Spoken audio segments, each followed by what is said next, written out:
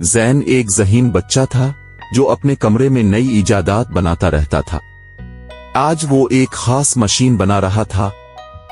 जैसे ही इसने बटन दबाया, सामने एक चमकता नीला दरवाजा ज़ाहिर हुआ। जैन हैरान रह गया। जैन हिचकिचाया, लेकिन फिर हौसला किया और नीले दरवाजे में दाखिल हो गया।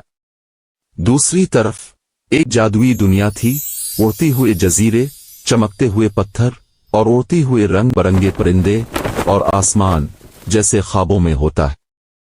अचानक एक सिल्वर रंग का बगैर बालों वाला रोबोट चीता जैन की तरफ दौड़ा। जैन ने फौरन अपनी घड़ी का फ्रीज बटन दबाया और वक्त थम गया।